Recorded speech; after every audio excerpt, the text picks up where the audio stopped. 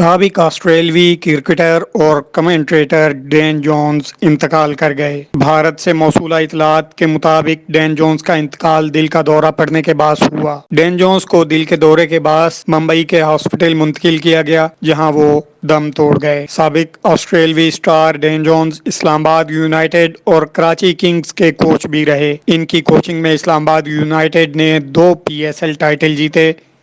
Dean Jones اچھے کمنٹریٹر بھی تھے۔ ڈین جونز کی عمر 59 سال تھی۔ وہ 24 مارچ 1961 کو آسٹریلیا کے شہر میلبورن میں پیدا ہوئے۔ ڈین جونز 1987 کا ورلڈ کپ جیتنے والی آسٹریلوی ٹیم کے اہم رکن تھے۔ 1987 ورلڈ کپ کے ہیرو شمار کیے جاتے تھے۔ ڈین جونز نے کورونا وائرس سے قرنطینہ ہونے کے بعد کرکٹرز کی social media per on line coaching شروع کر دی تھی۔ ڈین جونز کے انتقال کی خبر نے سب کو دکھی کر دیا۔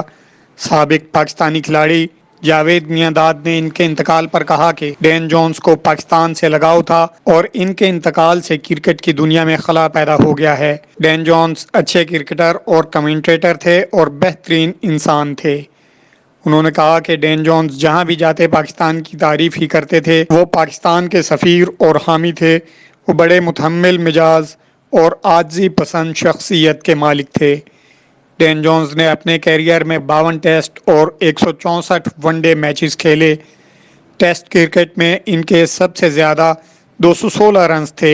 ایک روزہ میچوں میں انہوں نے 11 سینچریاں اور 46 نصف سینچریاں اسکور کیں۔ 30 جنوری 1984 میں پاکستان کے خلاف ون ڈے میچز سے اپنا ڈیبیو کرنے والے ڈین جونز نے 6 اپریل 1994 میں اپنا آخری میچ جنوبی افریقہ کے خلاف کھیلا تھا۔